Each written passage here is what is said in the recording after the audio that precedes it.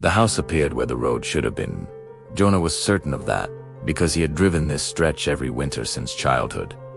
And there had never been a house here, not even a mailbox, not even a ruin or a burned foundation, just trees and snow and a long curve where the forest leaned inward like it was listening. He slowed the car until the tires whispered over ice.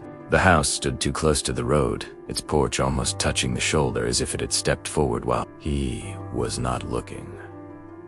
Paint the color of old bone peeled in curled strips, and the windows were dark, not broken, not boarded.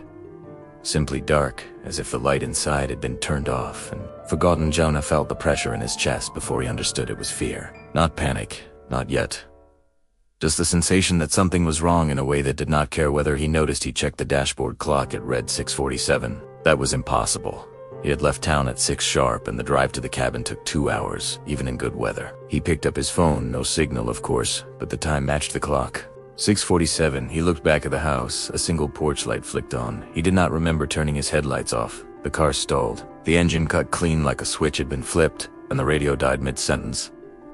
Leaving a shape of sound hanging in the air, Jonah sat with his hands on the wheel, listening to the ticking of cooling metal. The porch light buzzed. Someone was standing in the doorway, not waving, not moving, just standing with the posture of a person waiting for a bus that never comes. Jonah told himself it was a trick of shadow and snow. Then the figure stepped forward and the porch boards groaned under its weight. It was a woman, or at least it wore the outline of one. Her hair hung in clumps stiff with ice, and her dress dragged through the snow as if she had not noticed winter. She raised one hand, not to wave, to point at him. Jonah opened the car door.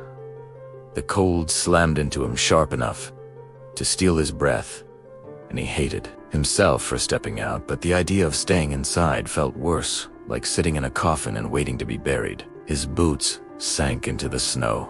The woman spoke. Her voice was close, suddenly right beside him, though she had not crossed the distance. You were late. Her breath smelled like soil and something sweet that had gone bad. Jonah turned. She stood inches from his face. Her eyes were wrong, too large, too dark, and reflecting the porch light in a way that made them look wet and hollow. I think you have the wrong person, he said. She smiled. Her teeth were small and even and stained the color of old paper. Everyone says that she took his wrist. Her fingers were warm. That terrified him more than anything else. You need to come inside, she said. The storm is coming and you do not want to be out. Here, when it arrives, snow began to fall, not drifting down, but dropping straight like thrown handfuls.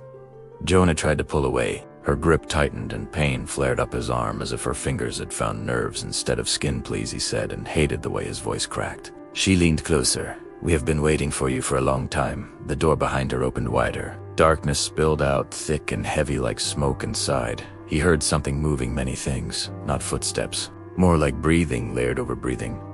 A wet, patient sound. Jonah thought of his sister, then of the last voicemail she had left him. The one he had not answered, because he was busy, because he thought there would be time. The woman tugged his wrist. The snow was falling harder now, filling the road, erasing his tire tracks, erasing the idea that he had ever arrived. Inside the house, something laughed.